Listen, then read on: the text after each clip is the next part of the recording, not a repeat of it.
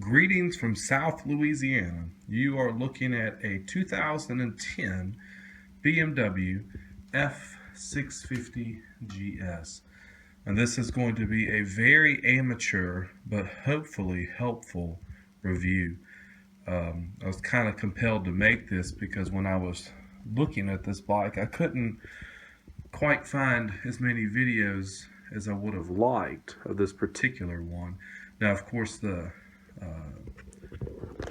popular body style was the 2005 through, I guess, the 2008, which is actually what I was riding on before this. It was a borrowed 2005. This is very similar in some ways. Of course, when you first look at it, everybody knows, oh, hey, that's a BMW GS. So I'm going to get some organization to this, and we'll take this step by step, and I'll see if I can cover everything about this bike. So upon first glance, everyone would think, okay, it's a 650cc bike. Well, let me show you the one main difference here. See that right over there? Yeah, that's two pipes coming out of the engine. So guess what? That's two cylinders. So this is actually BMW's 798cc motor that you will find in the F700 and the F800 GS. Now, from what I understand, this motor has actually been tuned down to perform like a 650, but let me just tell you that it definitely has a lot more power than the 2005 model 650 GS. I'm a pretty big guy. I'm 6'3". I weigh about 230, 240 pounds. And this thing has absolutely no problem hauling me around. I barely have to twist on the throttle to get it going from a stop. I mean, it just beautifully carries itself without any problems. That's one of the first main differences. And of course, you see, cosmetically, the headlights are a little different. It's kind of got that Adventure 1200 look to it. So the first thing that we're going to go over in detail is the controls. So let's go ahead and start over here on the left hand side. Now obviously you see a nice mirror. They're a little bit different shape than the previous body style. I actually really like these. They are kind of sleek, and you can see they have a little bit of wind cutting to them. So the first thing, obviously, clutch. No need to explain that. This right here is the, hope it focuses. There we go. This is the info button. This controls what you see on your multi-functioning display unit over there next to the speedometer and tachometer. And we'll go over that in detail in just a little bit. And then you have your headlight control. All the way up is bright. In the center is your low beam, and then you can push that to flash.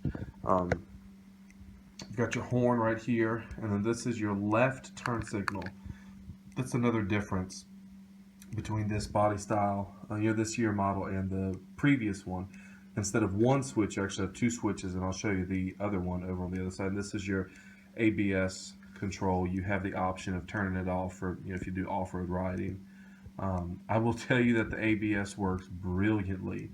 I was in second gear going about 30 or 40, and I just tried my hardest to lock the brakes up, and it does not skid. It will not skid. It'll stop you very quickly, but it will not skid, and it has really, really good capabilities with that ABS.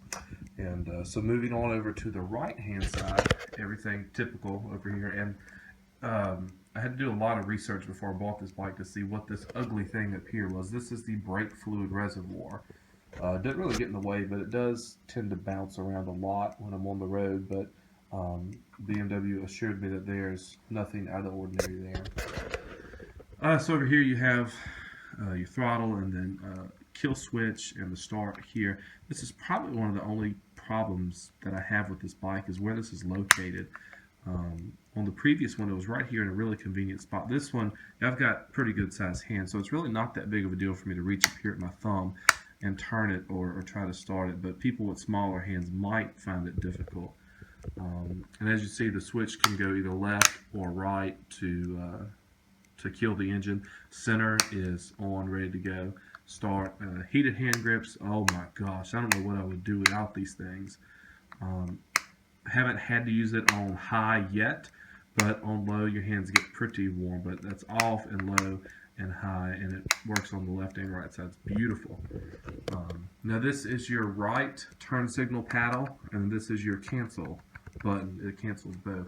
Now one of the really neat things I've discovered about this bike is that the turn signals are actually self-canceling. So if for some reason you get in a hurry and you just forget that you have your signal on, you won't go down the road 20 miles later and realize, oh, I've been signaling for the last forever.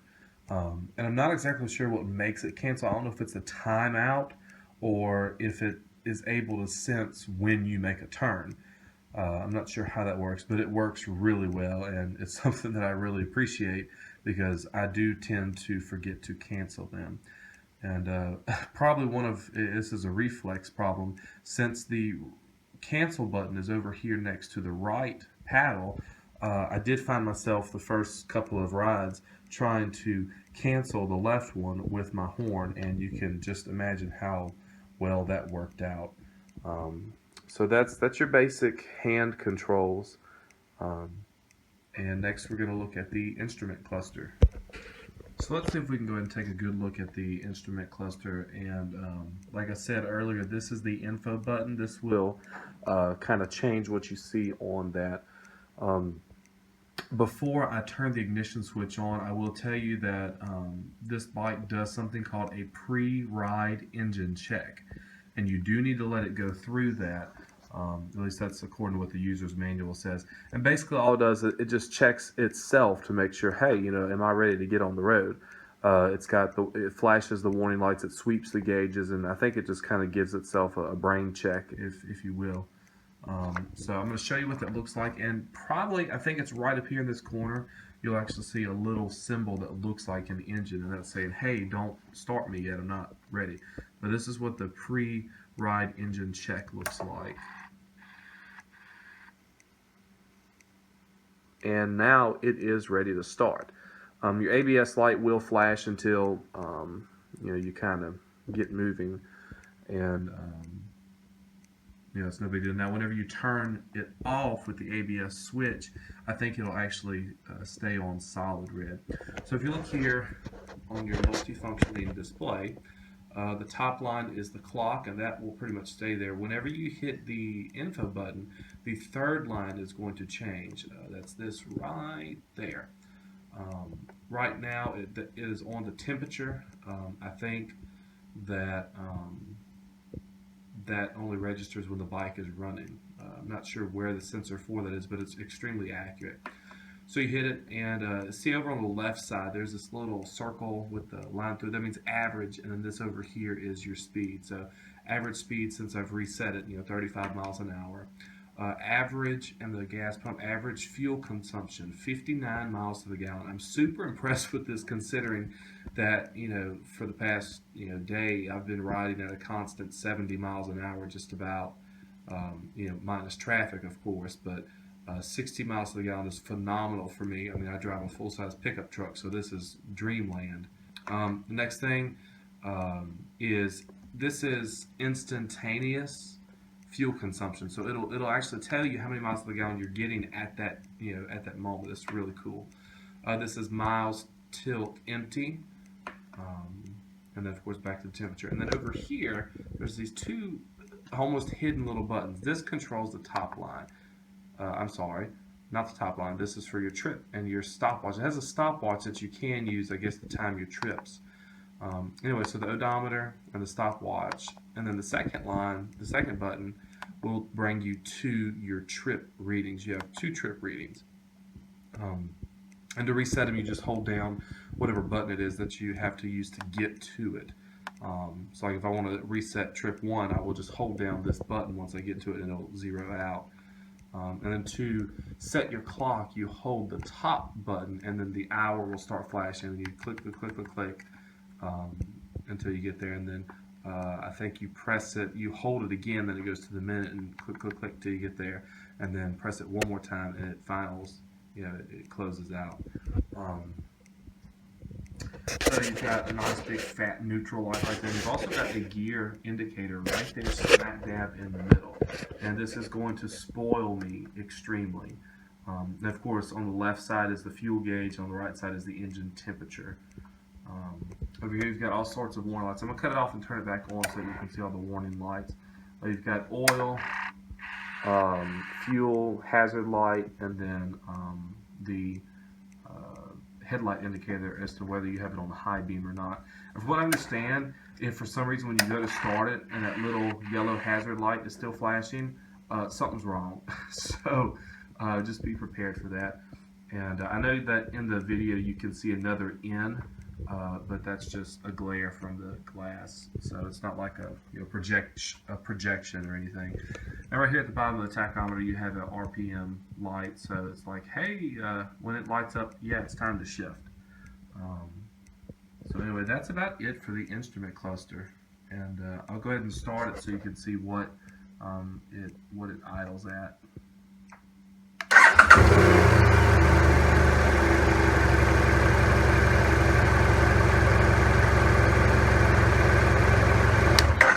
Very nice.